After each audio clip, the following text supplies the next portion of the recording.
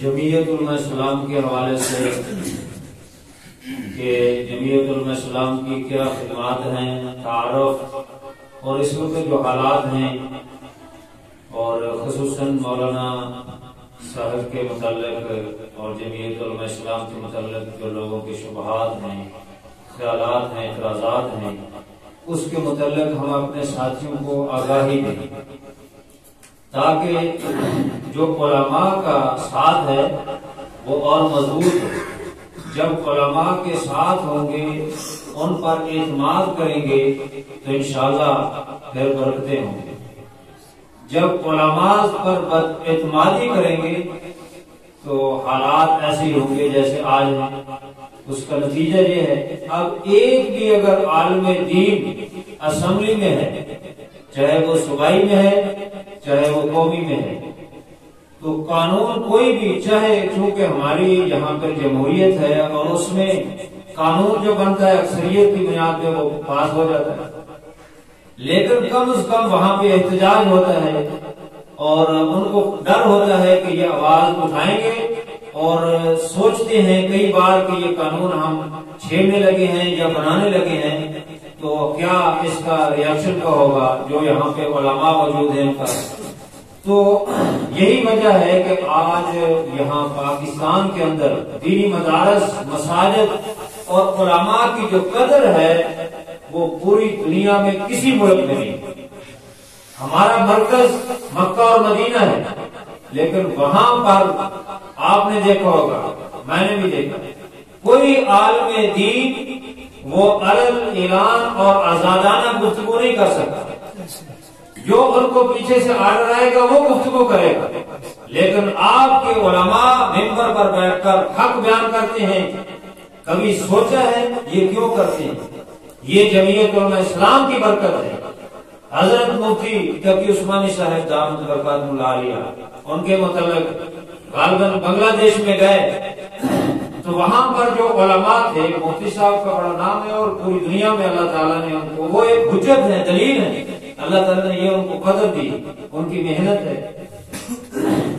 تو وہ وہاں گیا، علماء نے وہاں بنگلہ دیش میں آپ نے دیکھا ہوگا کہ بہت بڑا اجتماع ہوتا ہے، تبلیغی اجتماع، بہت بڑا اجتماع ہوتا ہے، تو لیکن مدارس بھی ہے۔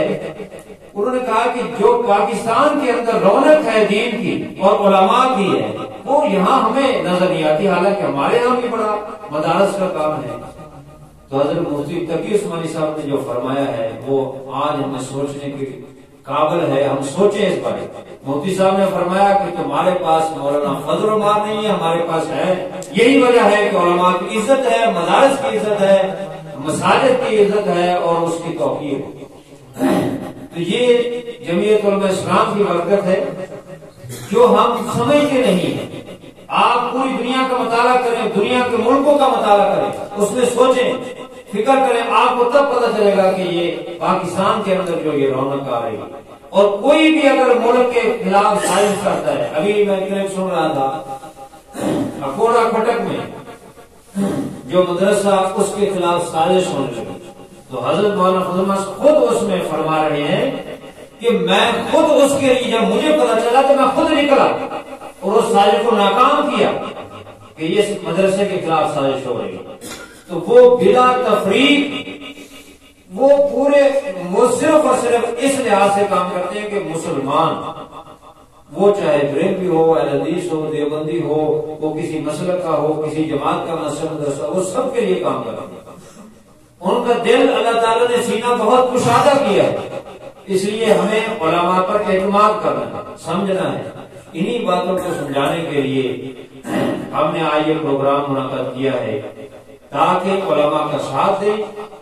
لوگوں کے بڑے اعتراض، کوئی کہہ دیتا ہے کہ جی اگر ووٹ جمعیت علماء اسلام کا وہ کینڈیڈیٹ کھڑا ہے اس کو دیں گے تو ووٹ تو چند پڑیں گے، تو وہ تو ہمارا ووٹ ضائع جائے گا، ضائع نہیں جائے گا۔